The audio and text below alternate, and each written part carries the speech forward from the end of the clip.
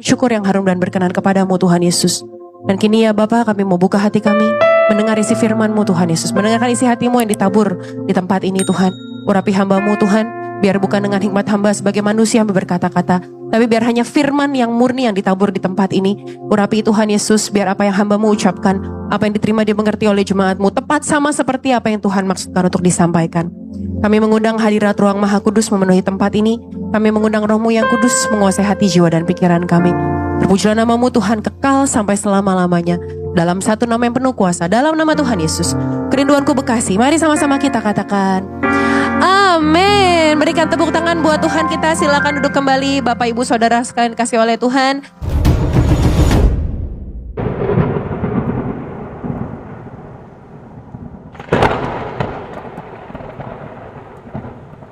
Terimalah salam dari mimbar yang kudus ini. Shalom kerinduanku Bekasi. Kurang semangat, shalom kerinduanku Bekasi. Gitu dong, kita udah sampai di minggu terakhir. Coba saya mau lihat tangan-tangan yang merasakan kesetiaan Tuhan sepanjang tahun ini. Boleh lambaikan tangannya. Berikan tepuk tangan sekali lagi buat Tuhan kita yuk.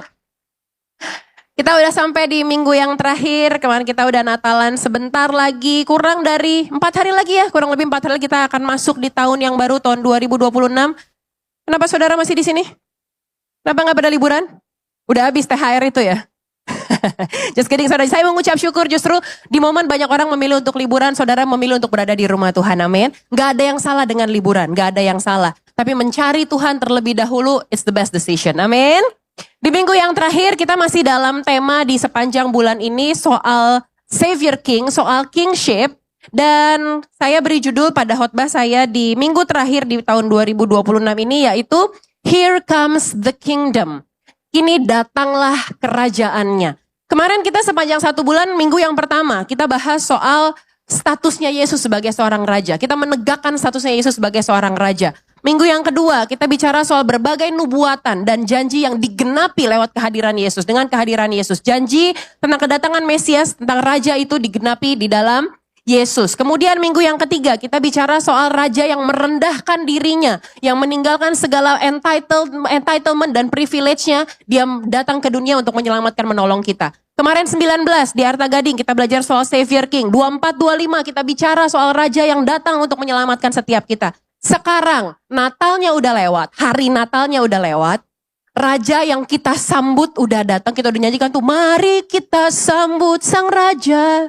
Kita nyanyikan Let Earth Receive Her King. Sekarang kita udah menerima rajanya. Rajanya udah datang, rajanya udah lahir. Pertanyaan besarnya, terus gimana? Then what? Rajanya udah datang, kita menyambut dia, rajanya udah lahir di palungan. Rajanya sudah datang, sudah lahir ke dunia ini, sudah datang dalam hidup setiap kita. Terus gimana? Habis itu apa? Kemarin saya katakan Natal itu sebenarnya sebuah deklarasi dari sorga yang bernada politik. Yang mengatakan bahwa raja udah datang. Ada raja yang akan datang. Malaikat kepada gembala, kepada orang-orang yang ngomong kepada para gembala, kepada Maria, kepada Yusuf, dia bilang yang datang bukan pendeta, seorang pendeta telah lahir. Nubuatan kepada Yesaya tidak dikatakan seorang seorang motivator, seorang yang inspirasional telah lahir. No. Dia mengatakan juru selamat Kristus Tuhan. Yang sudah datang adalah raja segala raja. Artinya gini, tadi pertanyaan saya, setelah rajanya datang, kita meminta dia datang, kita menyambut dia, kita menerima dia dengan segala persiapan kita siapkan hati kita menyambut kedatangannya. Terus setelah rajanya datang, pertanyaan besarnya, sekarang apakah kita mau hidup di bawah pemerintahannya atau enggak? Buat apa dari kemarin kita heboh, kita menyambut sang raja, mari kita sambut sang raja, let earth receive her king, sambutlah Yesus, tinggikan Yesus. Terus setelah dia datang, oke, udah datang, terus kenapa? Terus gimana? Pertanyaannya sekarang kita mau nggak hidup di bawah kerajaannya? Bahkan tadi, lewat ayat di Minutes to Remember, juga tadi kita selalu kita lakukan dalam setiap ibadah, doa Bapa kami. Doa Bapa kami dimulai dengan, Bapa kami yang di surga dikuduskanlah namamu, baru datanglah kerajaanmu. Sebelum ngomongin soal berikanlah kami makanan, sebelum ngomongin soal pengampunan, sebelum ngomongin soal kelepasan, soal deliverance, lepaskanlah kami daripada yang jahat. Kita diajarin untuk datanglah kerajaanmu dulu. Ada di depan, ada di awal, datanglah kerajaanmu. Saudara sadar gak? This is a dangerous prayer. Ini adalah doa yang berbahaya. Kenapa berbahaya? Karena ketika kita mengatakan dua kata ini, datanglah kerajaanmu. Artinya kita tuh kayak ngomong sama Tuhan, Tuhan, singkirkan kerajaan yang lain dalam hidupku, biar hanya pemerintahanmu yang ditegakkan dalam hidupku. Sampai sini nangkep maksud saya. Kita minta yang lain disingkirkan, hanya kerajaan Yesus, pemerintahan Yesus yang ditegakkan dalam hidup kita. Doa ini adalah komitmen untuk hidup kita di masa kini. Kalau kita sungguh menyambut kedatangan Sang Raja di Natal kemarin, di 3 hari yang lalu itu, maka kita harus hidup di bawah kingship-nya dong. Kita harus hidup di bawah pemerintahannya dong. Amin. Kita lihat yuk. Matius 2 ayat yang pertama sampai yang kedua. Ini bicara soal orang Majus. Sesudah Yesus dilahirkan di Bethlehem di tanah Yudea. Ayo Pak, Bu. Yuk. Sesudah Yesus dilahirkan di Bethlehem di tanah Yudea.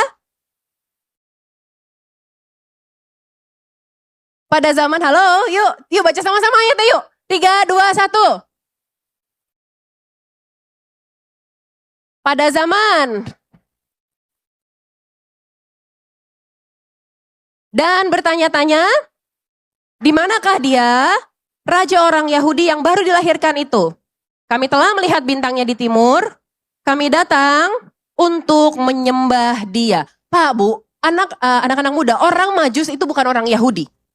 Mereka kemungkinan besar dari daerah Persia. Mereka bukan menganut kepercayaan Yahudi. Mereka tuh nggak ngerti soal nubuatan janji akan kedatangan Mesias yang ditulis dalam yang ditulis dalam kitab Taurat.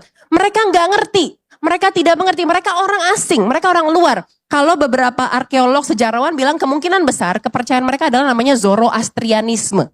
Bukan Yahudi, apalagi Kristen. Kristen belum ada, Yesusnya baru lahir. Kemungkinan besar kepercayaan mereka namanya Zoroastrianisme. Saudara tahu Freddie Mercury? Vokalisnya Queen?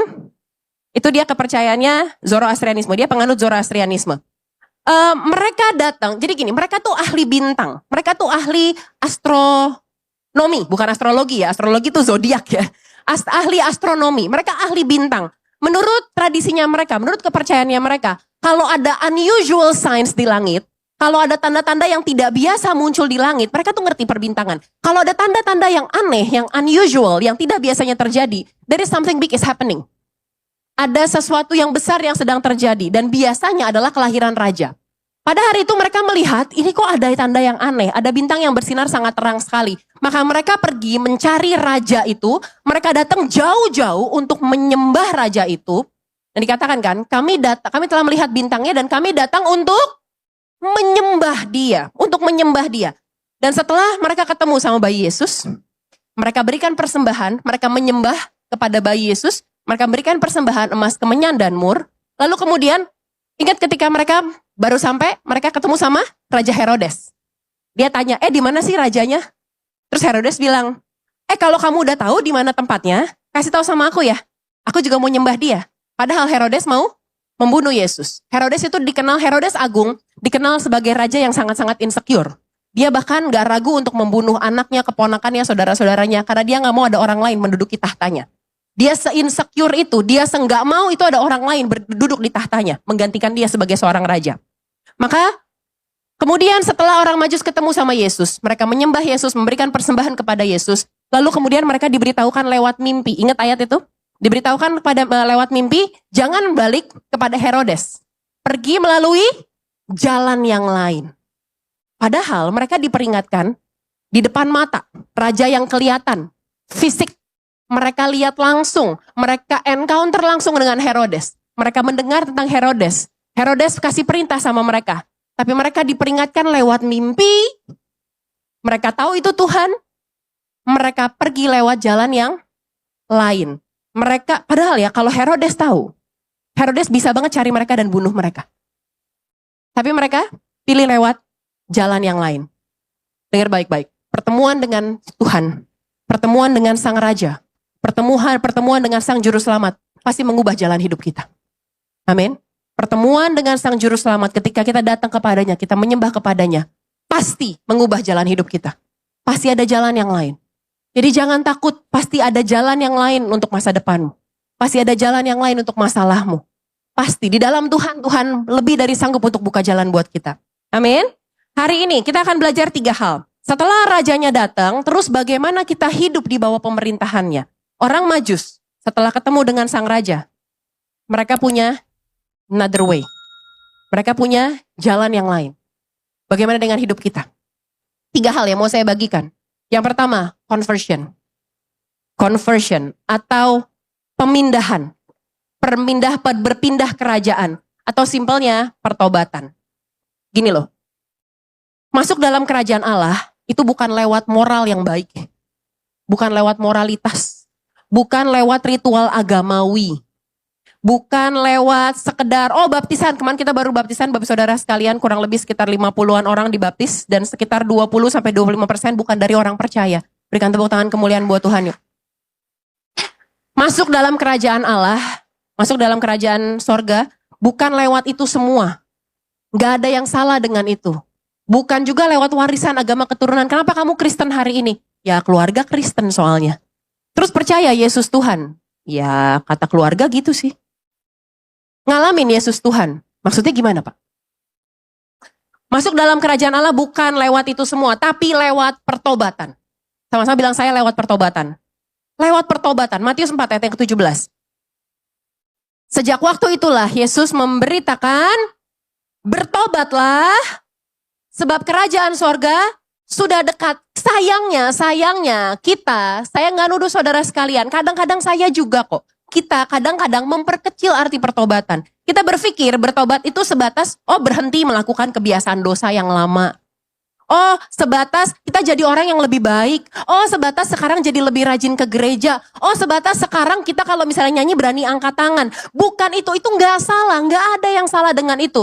Tapi pertobatan itu hal-hal yang tadi kita omongin, itu hanya buahnya. Tapi gimana dengan akarnya? Halo, pertobatan ngomongin ngeganti akarnya. Makanya saya katakan berpindah kerajaan. Pindah, yang tadinya di A, sekarang pindah ke B. Yang tadinya kita di bawah pemerintahan atas diri kita sendiri, pemerintahan daging kita, bahkan pemerintahan dunia, sekarang kita pindah jadi di bawah pemerintahan Yesus. Saudara tahu kalau bunga mawar, ada yang warna biru? Kadang ada hand bouquet bunga ada mawar warna biru. Tahu kenapa bisa warna biru? Karena untuk bikinnya, airnya itu dikasih pewarna warna biru. Sehingga mawar putih kelopaknya nyerap warna biru. Yang tadi kita omongin, perilakunya apa semua segala macam, itu hal yang kelihatan. Nah akarnya apa nih? Gimana di bawahnya nih? Akar kita nih nempelnya kemana nih? Ada orang ngakunya bertobat, tapi cuma mangkasin yang di atasnya. Perbuatan-perbuatannya yang lama. Tapi akarnya tetap pada budayanya yang dulu. Tetap pada Tuhan yang dulu. Tuhan yang dulu. Tetap pada kerajaannya yang dulu. Enggak benar-benar berpindah kerajaan. Yesus datang bukan buat memperbaiki kerajaan kita yang lama. Bukan cuma buat renovasi, nambel-nambel yang bocor, udah selesai. No, Yesus datang buat ambil kita, pindahin kita. Kita baca ayatnya, Kolose 1:13. Ia telah, sabar Bu, sabar. Tadi suruh baca diem. Sekarang belum disuruh, udah kenceng banget suaranya. Yuk kita baca sama-sama. 3, 2, 1. Ia telah melepaskan kita dari kuasa kegelapan dan memindahkan kita ke dalam kerajaan anaknya yang kekasih. Ayatnya jelas banget. Dia melepaskan kita. Dahulu kita di bawah kegelapan. Dahulu kita di bawah penguasa-penguasa pemerintahan dunia. Dulu kita di bawah maunya kita aja. Di bawah hukuman dosa. Di bawah kutuk dosa. Di bawah kita gak bisa ngelawan kedagingan kita. Gak bisa melawan hawa nafsu kita. Lalu Yesus datang untuk melepaskan kita dari itu. Dan bukan hanya dilepasin tapi ditinggalin di tempat yang lama. Tapi dia lepasin kita dari segala belenggu ikatan-ikatan itu. Dan dia bawa kita. Memindahkan kita ke dalam kerajaan anaknya. Halo. Pertobatan. Manusia tidak pernah berada dalam posisi netral. Sekali lagi saya ulang, manusia tidak pernah berada dalam posisi netral. Manusia itu pada dasarnya makhluk penyembah. Kita antara menyembah Tuhan or something else. Saya nggak tahu apa. Could be anything. Kita bisa menyembah pasangan kita loh. Kita bisa menyembah anak-anak kita loh. Kita bisa menyembah uang, popularitas, skill, penampilan fisik. Kita bisa menyembah engagement, FYP, TikTok. Kita bisa menyembah sosial media kita. Pada dasarnya manusia makhluk yang tunduk pada sesuatu. Sekarang pertanyaannya kita tunduknya sama siapa? Kita menyembahnya kepada siapa? Matius 12 ayat yang ke-30. Siapa tidak bersama aku, ia melawan aku. Dan siapa tidak mengumpulkan bersama aku, ia mencerai beraikan. Orang tuh suka ngerasa baik-baik aja tanpa Yesus. Ah udahlah gak usah Yesus banget lah, dikit-dikit Yesus.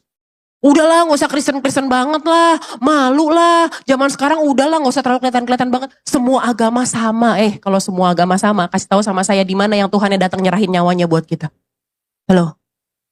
Ya, orang tuh suka ngerasa, ya udahlah gak usah radikal banget lah, ntar dicopot. Saya di kantor soalnya Kristen sendiri, teman-teman saya banyak yang gak Kristen. Nanti dicopot saya, nanti dicari-cari kesalahan saya. Ah udahlah zaman sekarang gak usah kelihatan banget lah. Hidup gue baik-baik aja kok, fine-fine aja kok. Firman Tuhan yang ngomong. Ketidakberpihakan adalah bentuk perlawanan terhadap Allah. Ketidakberpihakan adalah bentuk perlawanan terhadap Allah.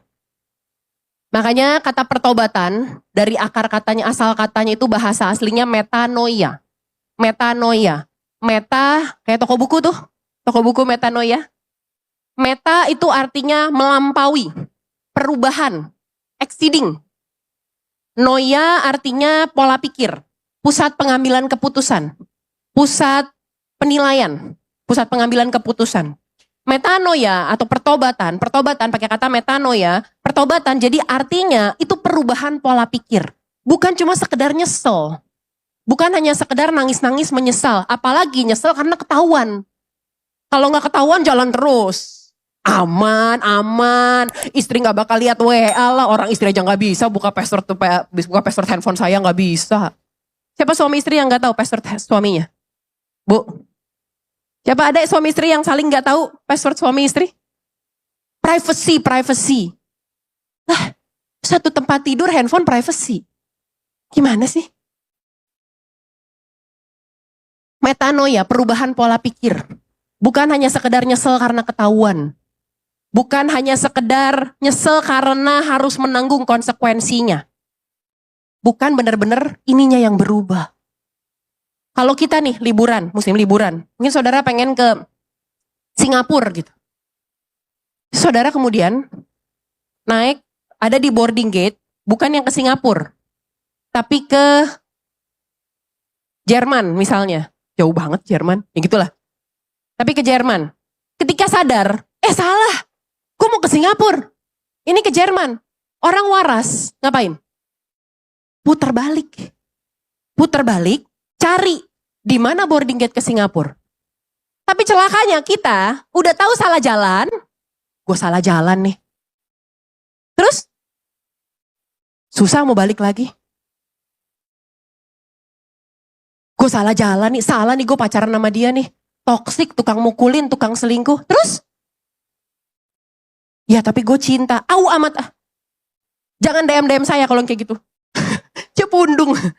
Tapi beneran saudara. Saya sering dapat DM.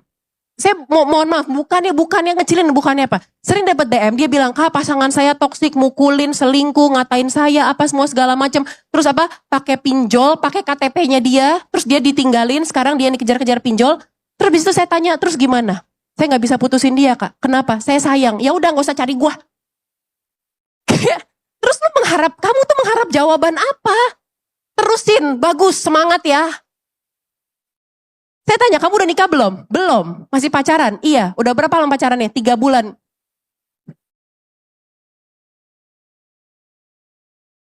Ini kayak gini-gini suka mencobai kesabaran saya sebagai hamba Tuhan, tau gak? Saya emang baru 2 tahun khotbah, tapi please lah, jangan gitu-gitu amat lah.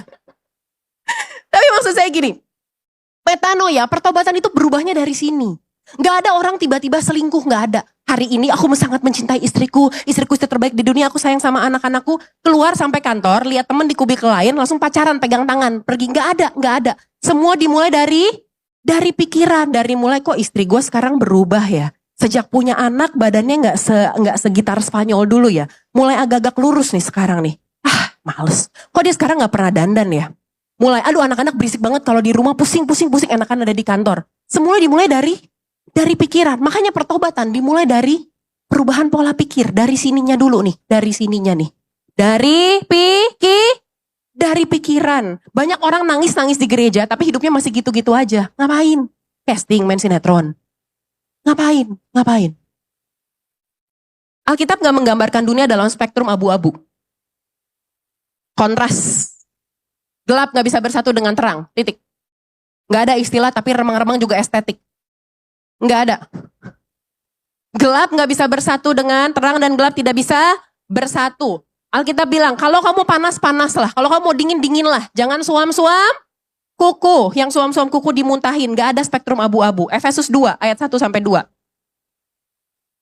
Kamu dahulu sudah mati karena pelanggaran-pelanggaran dan dosa-dosamu. Berikutnya. Kamu hidup di dalamnya karena kamu mengikuti jalan dunia ini, karena kamu mentaati penguasa kerajaan angkasa, yaitu roh yang sekarang sedang bekerja di antara orang-orang durhaka. Tuh, dulu kita ngikutin jalan dunia ini. Jalan dunia ini bilang gak apa-apa pacaran banyak-banyak tuh gak apa-apa. Kalau misalnya udah punya istri, punya sampingan, jajan-jajan dikit gak apa-apa. Bosan tiap hari makan daging, sekali-sekali pengen makan ayam itu it's okay gak apa-apa.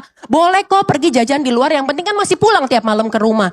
Dunia ngajarin kayak gitu. Dulu kita punya pola pikir dunia seperti itu. Dulu kita punya pola pikir ya udah suka-suka gua, YOLO, hidup gua maunya gua kayak apa, jangan ngatur-ngatur.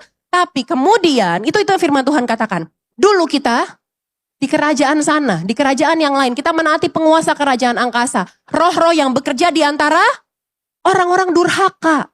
Jelas bekerjanya di antara orang-orang fasik, orang-orang dunia. Tapi Yohanes 1 ayat 12. Tetapi semua yang menerimanya diberinya kuasa menjadi anak-anak Allah. Yaitu mereka yang percaya dalam namanya. Kalau kemarin di Natal kita sungguh-sungguh menyambut Yesus sebagai Raja segala Raja. Kita bukan lagi menaati yang tadi tuh, hidup yang lama. Tapi kita sekarang anak-anak Allah. Kita pindah tempat. Kita pindah tempat. Kita tuh gak bisa hidup di dua dunia, gak bisa. Kita bukan kodok, amfibi. Bukan. Pilih. Mau di mana sekarang hidup kita. Jangan setengah-setengah, jangan suam-suam kuku. Yang kedua, submission. Tadi yang pertama conversion. Setelah bertemu dengan sang raja, kerajaannya datang. Yang pertama conversion, berpindah kerajaan, bicara soal pertobatan. Yang kedua submission atau ketundukan. Ketundukan pada pemerintahan Yesus. Ini ya, gak mungkin orang mengaku Yesus sebagai raja, tapi menolak tunduk pada pemerintahannya. It's nonsense. It's nonsense. Gak mungkin kita bilang Yesus adalah raja dalam hidupku. Berdaulat atas hidupku. Tapi cuma dinyanyiin doang. Lip service, di mulut doang. Tapi hidup kita gak nunjukin Tuhan yang berdaulat. Tetap kita yang berdaulat. My life, my rules, ya kan? If repentance is stepping down from the throne, then submission is the conscious choice never to climb back onto it. Kalau pertobatan adalah nih, Yesus duduk di tahtanya, memerintah sebagai raja, dia duduk di tahtanya. Pertobatan, itu tadinya kita yang duduk di situ. Kita duduk di sana, kita yang memerintah hidup kita, YOLO, my life, my rules, suka-suka gue mau ngapain, mabuk jalan, selingkuh jalan, zina jalan, tipu jalan, hidup sembarangan, pukul istri, maki anak, semua jalan. Pertobatan, kita bangun dari tahta kita. Kita minggir. Kita kasih Yesus yang duduk di tahtanya. Submission, ketundukan, adalah keputusan sadar. Memilih dengan sadar. Bukan keputusan karena gak punya pilihan. Bukan keputusan karena kepepet. Bukan keputusan karena hidup udah apes banget nih, kalau nggak jalan yang ini gak bisa. Bukan karena gak ada pilihan. Tapi di antara sekian banyak pilihan hidup kita, kita memilih dengan sadar bahwa kita tidak akan pernah lagi duduk di tahta itu. Tapi kita kasih Yesus yang duduk. Sampai sini nangkep maksud saya. Amin. Kita sering gak nyadar kayak gini nih. Kita menyambut Yesus sebagai juru selamat. Oh, kemarin pas Natalan nyanyinya, penebus datanglah. Nyanyinya paling heeh. Tapi dalam hidup kita menolak dia sebagai raja yang in charge. Yang take control. Saul tuh sayang banget sama Daud loh. Saul tuh sayang banget sama Daud. Kalau Saul lagi bete, Alkitab bilang kalau Saul lagi bete, itu Alkitab Gen Z. Kalau Saul lagi bete, Saul panggil Daud, suruh main kecapi, hibur dia. Saul tuh sayang sama Daud. Anaknya Saul, Yonatan, mengasihi Daud. Tapi Saul nggak mau Daud jadi raja menggantikan dia. Kadang-kadang kita kayak gitu sama Tuhan. Kita sayang sama Tuhan, kita cinta sama Tuhan, tapi kita nggak mau Tuhan jadi raja atas hidup kita. Kita maunya kita yang take control, kita yang in charge. Yesus sering diakui dalam pengakuan iman. Mulutnya nggak nyangkal kok, enggak. Yesus Tuhan bukan Tuhan. Percaya Yesus nggak sangat percaya. Tapi apa yang Yesus bilang kita nggak nurutin dalam kehidupan kita sehari-hari. Kita nggak taatin apa yang menjadi perintahnya, jadi firman dalam kehidupan kita sehari-hari. Kerinduanku Bekasi, dengar baik. Taruh ketaatan di depan, pengertian di belakang. Kalau kita mau ngerti dulu, baru taat, itu namanya bukan ketaatan. Ketaatan, justru karena kita nggak ngerti tapi kita lakuin. Itu namanya obedience. Itu namanya ketaatan. Yunus maunya ngerti dulu, baru mau taat. Yunus disuruh ke Niniwe, khotbah di Niniwe sana. Bikin mereka bertobat. Yunus bilang, gak mau, itu kan orang-orang gak benar semua. Masa mereka diselamatin sih, enak banget hidupnya mereka diselamatin kayak begitu doang. Mereka kan sepanjang hidupnya gak benar. Yunus pengen ngerti dulu pola pikirnya Tuhan. Dia lari, dia gak mau taat. Dia lari setelah hal-hal yang gak enak terjadi dalam hidupnya. Baru dia taat. Baru dia pergi ke Niniwe dan satu kota diselamatkan. Saul mau jabatan dulu baru mau taat. Dan kita tahu ceritanya Saul kayak apa. Simson kena masalah dulu gara-gara perempuan. Bucin. Orang kalau bucin kan otaknya ketinggalan kan? Ya kan? Saya suka bilang gini sama anak-anak muda, kalau masih pacaran, jangan kasih 100%. Sisain ruang buat logika. Beneran. Sisain ruang buat logika. Otak kita dikasih gratis loh sama Tuhan. Kasih ruang buat logika. Anak-anak muda denger ya. Saya lihat banyak yang belum nikah, banyak gak? Yang belum nikah? Yang belum nikah? Udah nikah semua? Ya udah ya, saya doain gak dapet jodoh ya kalau ngangkat tangan ya. Yo, yang belum nikah. Tuh banyak kan? Dengar ya. Kalau pacarmu di samping biarin, gak apa-apa, biarin. Kalau belum nikah, jangan kasih 100%. Jangan. Pakai, logikanya dipakai. Udah tahu toksik, udah tahu tukang mukulin, tukang maki, moyung gitu, tahu moyung gak sih? Tahu istilah moyung? Ini Bekasi gak tahu moyung ya?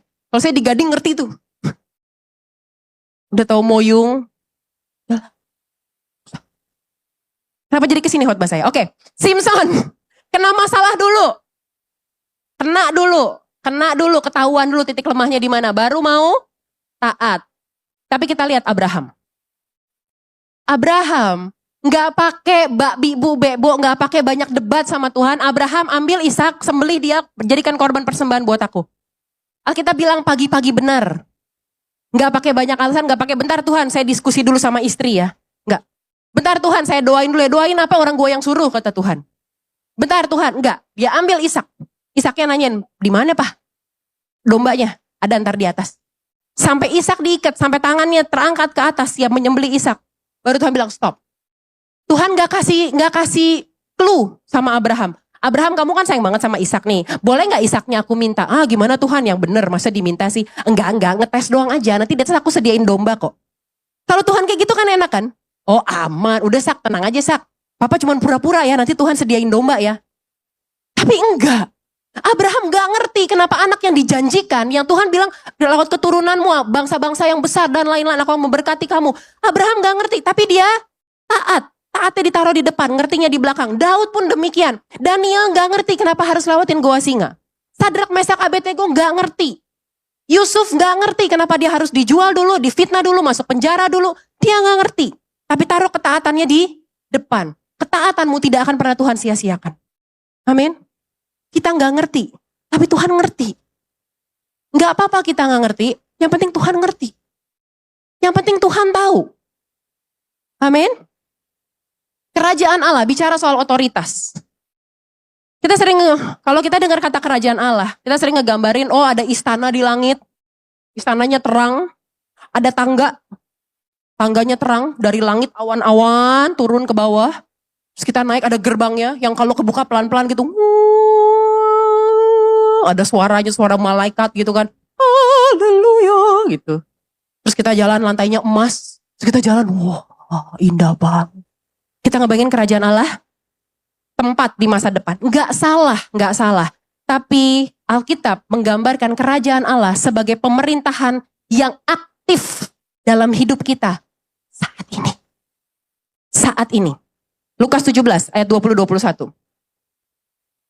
Atas pertanyaan orang-orang Farisi, apabila kerajaan Allah datang, Yesus menjawab, katanya kerajaan Allah datang tanpa tanda-tanda lahiriah. Juga orang tidak dapat mengatakan, lihat, ia ada di sini atau ia ada di sana. Sebab sesungguhnya kerajaan Allah ada di antara kamu. Tadi di ayat yang 20 saya kasih penekanan pada kata terhadap pertanyaan orang-orang Farisi. Atas pertanyaan orang-orang Farisi.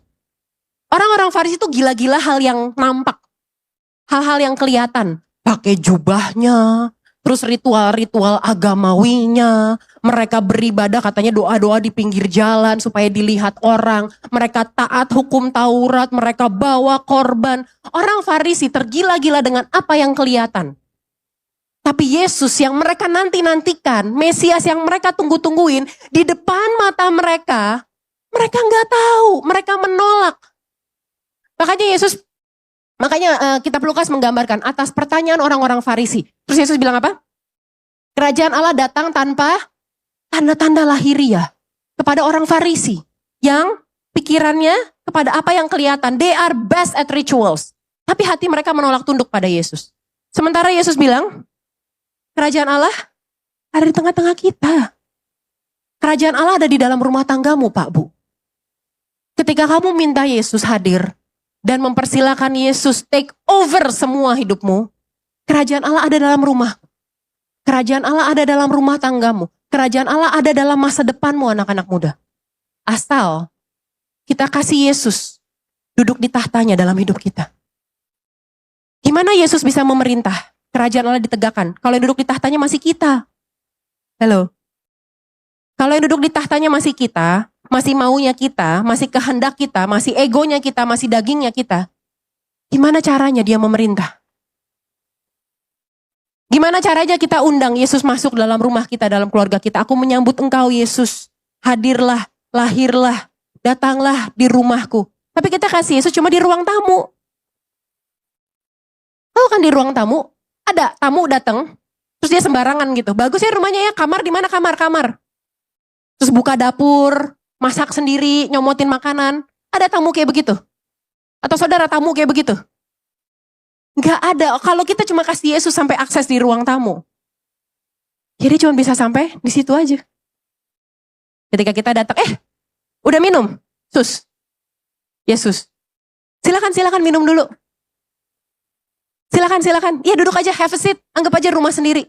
Tapi kita biarin dia di ruang tamu. Not even kita kasih dalam ruang keluarga. Apalagi ke kamar tidur. Ke tempat yang paling pribadi. Ke yang paling gelap dalam hidup kita. Ke tempat dimana orang-orang gak lihat. Dimana kita copotin nih bulu mata. Semua kita copotin, hapus makeup, ganti piyama, ganti baju yang udah 15 tahun tuh yang bahannya udah tipis, udah bolong di sini. Gimana kita, kalau kita gak kasih Yesus akses masuk ke titik terdalam hidup kita. Yang paling pribadi dalam hidup kita. Bagaimana dia mau memerintah sepenuhnya dalam hidup kita. Halo. Kayak tadi saya katakan, kerajaan Allah bicara soal otoritas. Roma 6 ayat 16. Apakah kamu tidak tahu bahwa apabila kamu menyerahkan dirimu kepada seseorang sebagai hamba untuk mentaatinya, kamu adalah hamba orang itu yang harus kamu taati. Baik dalam dosa yang memimpin kamu kepada kematian maupun dalam ketaatan yang memimpin kamu kepada kebenaran. Tadi yang saya katakan, manusia itu makhluk penyembah. Nah kita menyerahkan penyembahan kita ke siapa? Kepada dosa yang bawa kita pada kematian atau pada ketaatan yang bawa kita pada kebenaran? Yesus sudah kasih example duluan sama kita. Udah kasih teladan duluan. Apa? Dia menyerahkan dirinya. Kita Filipi bilang merendahkan dirinya, taat sampai mati, bahkan sampai mati di kayu salib. Yesus sudah kasih contoh. Ketaatan atau ketundukan kita pada Yesus tuh bukan buat ngebatasin hidup kita. Kadang kita tuh suka mikir, kalau misalnya taat, aduh kita jadi terbatas, jadi gak bisa ngapa-ngapain. Udah hidup gini-gini aja, kita gak bisa bebas. No. Ketaatan pada Tuhan itu menyelaraskan hidup kita pada kebenaran. Menyelaraskan sama apa yang Tuhan mau, pada kebenaran firman Tuhan. Lukas 9:23. Katanya kepada mereka semua, kata Yesus, setiap orang yang mau mengikut aku, ia harus menyangkal dirinya, memikul salibnya kapan? Setiap hari, dan mengikut aku. Every day, in any conditions. Lihat, gak ada memikul salibnya pakai tanda bintang di bawah. Syarat ketentuan berlaku. Gak ada. Setiap hari. Gak pakai syarat kalau keadaan lagi enak. Kalau duit lagi banyak. No, in any conditions. Sangkal diri, pikul salib, ikut Tuhan. Sangkal diri enak gak? Sangkal diri enak gak? Gak enak. Sangkal diri tuh sakit loh. Sangkal diri tuh ngerobek kedagingan kita. Sangkal diri tuh gimana sih? Sangkal diri tuh gini, kalau diri kita maunya ngamuk-ngamuk, marah-marah, maunya balas dendam, gue tahu kartunya dia tuh, kalau gue buka abis tuh orang. Dan kita punya akses untuk itu. Wah, kita bisa banget lakuin itu. Tapi kita memilih untuk enggak. Itu sangkal diri.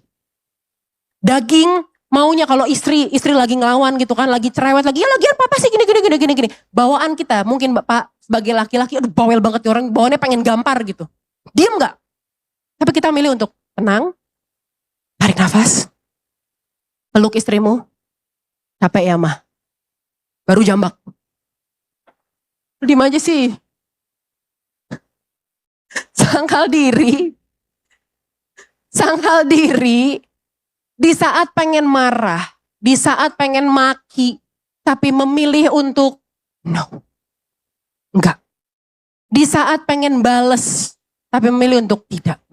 Di saat teman-teman pada nih akhir tahun nih, 3, 2, 1, yang lain pada di klub, pada nggak tahu deh ngapain tuh. Tapi kita memilih untuk seru banget lagi. Mungkin kamu akan ngeliat di Instagram teman-temanmu. Iya, ada dia datang. Seru banget sih. Seru banget partinya. Musiknya asik banget. Tapi kamu memilih ada di rumah Tuhan. Saat teman-temanmu lagi joget semua, lagi dugem semua, kamu memilih di rumah Tuhan doa. Terima kasih Tuhan buat 2025. Aku percaya tangan yang sama yang terus menuntun aku masuk 2026.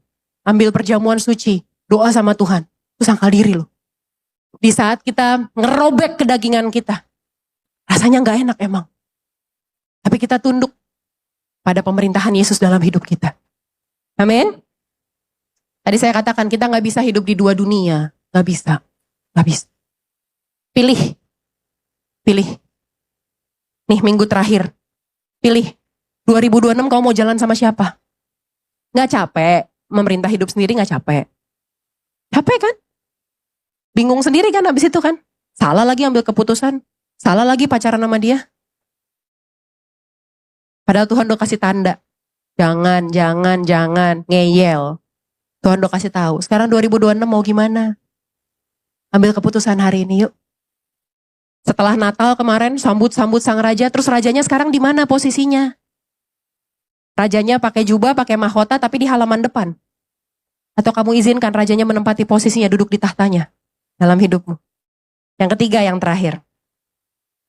Compassion. Belas kasihan. Jadi berkat. Kerajaan Allah gak pernah berhenti di satu orang. Pasti overflowing lewat orang itu. Pasti mengalir lewat orang itu. Matius 9 ayat 13. Jadi pergilah dan pelajarilah arti firman ini. Yang ku kehendaki ialah belas kasihan, bukan persembahan. Karena aku datang bukan untuk memanggil orang benar, melainkan orang berdosa. Jangan salah paham. Jangan berpikir, oh ya udah gak usah ngasih persembahan, gak usah. Tuhan gak berkenan persembahan. Aku kehendaki katanya belas kasihan. Bukan. Tuhan sendiri bilang, yang satu dilakukan, yang lain jangan ditinggalkan. Tapi gini loh, Tuhan tuh ngomong gini sama orang-orang yang tadi saya katakan, mereka tuh gila-gila sama ritual. Sama hal-hal yang kelihatan. Ngasih persembahan, paling kelihatan. Orang ngasih persembahan mah tutup-tutup, dia kasih persembahan kelihatan.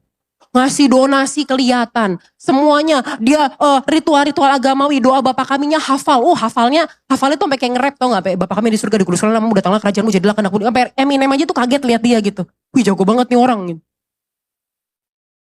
Tapi yang Tuhan mau, kamu ngapain rajin ke gereja tiap minggu datang, Setiap hari bahkan ada di gereja, bantuin bersihin gereja. Tapi kamu ngelihat orang lain di luar sana, orang lain yang kesusahan, ngelihat saudaramu yang kesusahan, kamu gak peduli.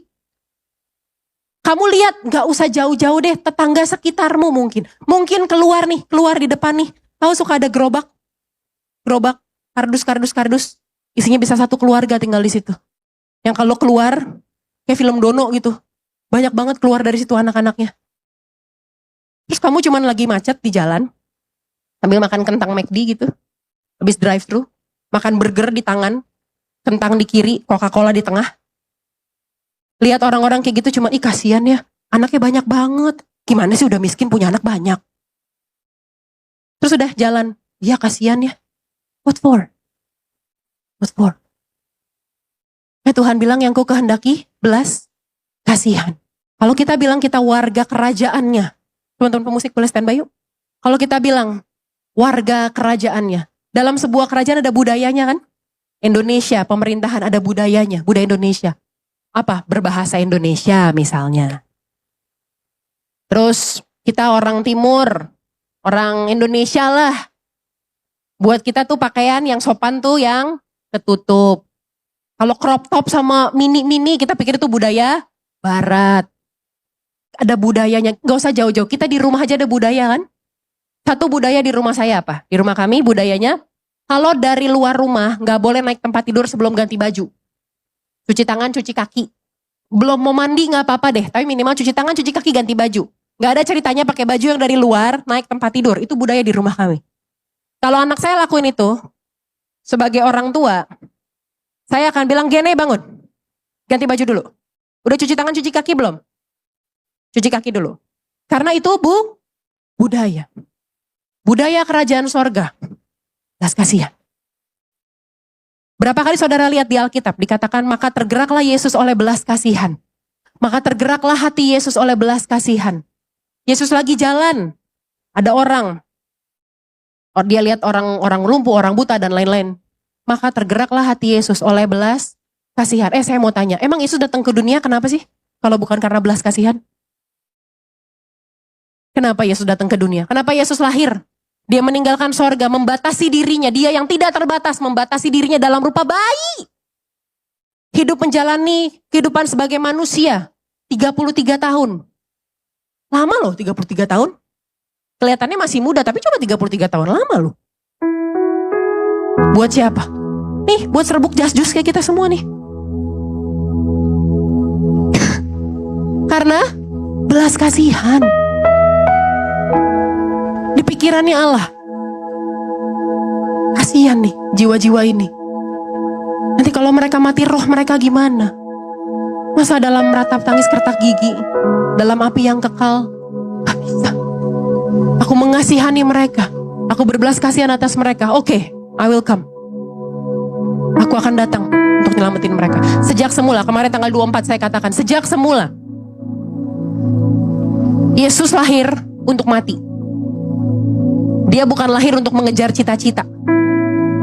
Dia bukan lahir untuk membanggakan keluarga. No. Sejak awal dia lahir, tujuannya untuk mati. Makanya kemarin tanggal 24 saya bilang, Natal tidak bisa dipisahkan dari salib.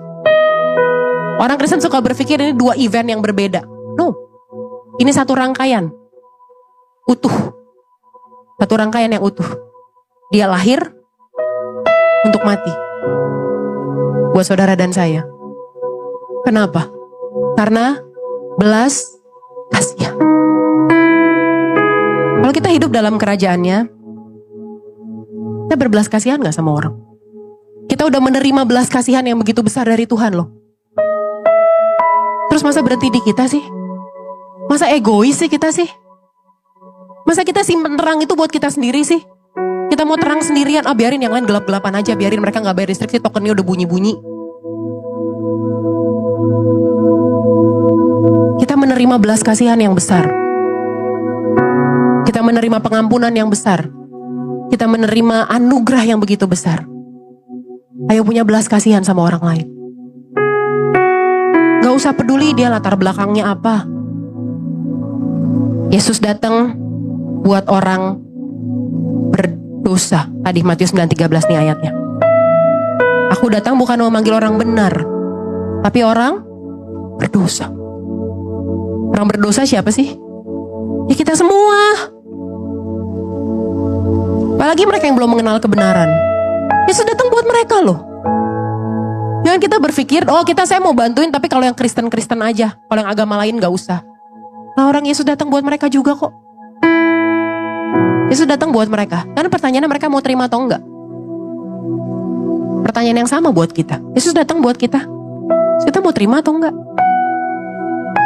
Kalau kita mengaku kita menyambut Yesus di Natal kemarin. Kita mengaku dia raja segala raja. Apakah karakter kerajaannya ada dalam hidup kita? Dia penuh dengan belas kasihan. Dia mengasihi, dia mencintai. Dia nggak pandang bulu. Saya ngucap syukur banget. Kemarin tanggal 23, nanti saudara bisa lihat videonya. Tanggal 23 kemarin sebelum Natal, teman-teman dari Kerinduanku Teens, tuh lagi kelasnya di pintu yang sebelah sana tuh. Teens Bekasi. Anak-anak usia 11 sampai 18 tahun. Mereka ngajuin, beberapa minggu yang lalu mereka ngajuin proposal ke kami. Mereka mau bagi makanan ke anak-anak jalanan. Anak-anak teens loh. Anak-anak teens. Mereka gak minta dana dari gereja. Kita tanya dari mana duitnya. Mereka sisihin uang jajan mereka. Malam-malam jam setengah 10 kalau gak salah. Minta izin sama orang tua. Mereka keliling. Bagiin makanan. Buat anak-anak jalanan. Ingat 2 minggu yang lalu ada pendeta dari Papua. Dia ninggalin kenyamanannya di Jakarta. Ninggalin kenyamanannya, dia dari gereja besar di Jakarta dan di Jogja. Ketika melayani ke Papua, hatinya tergerak oleh belas kasihan. Lihat anak-anak di Wamena, kayak gak punya masa depan. Dia tinggalin kenyamanan di sini. Dia bangun, dia rintis pelayanan di Wamena. Dan misinya ngelayanin anak-anak ini nih. Saudara lihat mereka bagus kan pakai baju. Itu bajunya dari sumbangan jemaat. Anak-anak umur segini nih. Berapa sih dia paling? Umur-umur kelas 2, kelas 3 SD. Kalau anak-anak kita kan main gadget gitu ya. Main game. Mereka pakai ini. Botol air mineral. Dipotong. Isi lem ibon. Digigit. Botolnya digigit. Jadi kayak cup gitu. Ngirupin lem ibon. Pinggir jalan. Gitu ya diem. Sambil main. Sambil ngelem. Habis itu mabuk. SMP. Mereka belum bisa baca tulis. Kemarin saya ketemu dengan salah seorang guru SMP. Dia bilang gak bisa baca tulis. Angka HIV gede, tinggi. Mereka gak ngerti. Kenapa salah ya gonta-ganti pasangan. Diajarin, mohon maaf ya, diajarin. Jangan berhubungan seks sebelum menikah. Jangan gonta-ganti pasangan. Tahu pertanyaan dari mereka apa? Bapak, yang tidak boleh yang di rumput atau yang di kamar? Anak-anak umur segini positif HIV AIDS. Ada di sekitar kita loh. Yesus datang buat mereka loh. Kita yang udah dipulihin sama Tuhan. Kita yang udah didandanin sama Tuhan. Kita yang diberkatin sama Tuhan. Gereja nyaman. AC adem. Ada LED sound lighting. Terus kita ngapain? Kalau raja kita aja begitu rendah hati datang. Berbelas kasihan. Yuk, di Natal ini jadi berkat buat orang lain yuk. Jadi berkat buat orang. Gak usah jauh-jauh tuh, keluar tadi yang saya katakan. Mungkin keluar, kau akan ketemu anak-anak dari gerobak. Tergerak dulu deh lah pakai pesan belas kasihan. 10.000 gak bikin kita jadi miskin kan? Dia bisa nolong mereka, setidaknya mereka bisa nyambung hidup mereka satu hari lagi. Ayo berbelas kasih. 2026 hidup dalam pertobatan, sungguh-sungguh. Kita nggak tahu kapan dia datang. Jangan-jangan, siapa tahu ini Natal terakhir kita. Entah kita yang dipanggil Tuhan atau Tuhan yang udah datang. Never know. Gak ada yang tahu. Siapa tahu Natal terakhir kita. Yuk, biar momen Natal ini kita ada berubah yuk. Berubah yuk. Jangan cuma timbangan doang yang berubah. Jangan cuma ukuran baju doang jadi M ke XXL gitu. Kebanyakan nastar sama babi panggang kemarin kan. Ayo kitanya berubah yuk. Hidup dalam pertobatan. Tunduk sama pemerintahan Tuhan. Dan punya belas kasihan sama orang lain. Cukup egoisnya. Cukup mau menang sendirinya. Cukup ngerasa bisa segala-galanya sendiri. Biar di Natal ini masuk 2026. Kita sungguh-sungguh serahin tahta kita sama Tuhan. Tuhan yang berdaulat bertahta dalam hidup kita. Amin. Berikan tepuk tangan buat Tuhan kita bangkit berdiri yuk. Di minggu terakhir di 2026. Jalamu dan karyamu ku serahkan hidupku, murnikan dengan rohmu. Hidupku menggenapi firman. Hidupku menggenapi firman-Mu. Tanda mujizat sertai tiap langkahku. Kau bersamaku di dalamku, jadi bukti kebesaran-Mu.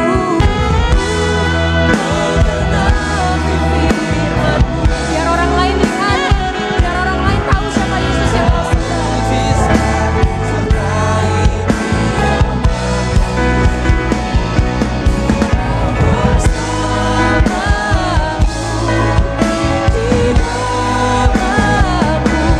jadi bukti kebesaran-Mu.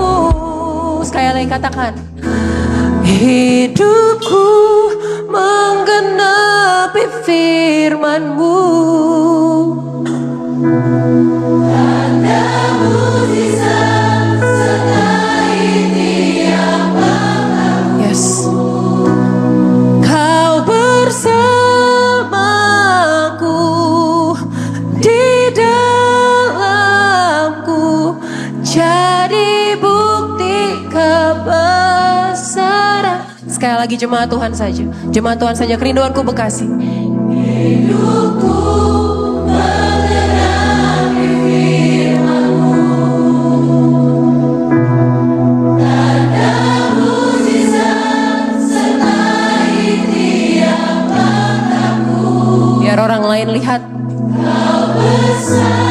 Biar suamimu lihat, biar istrimu lihat, biar anak-anakmu lihat. Siapa Yesus yang hidup dalam dirimu.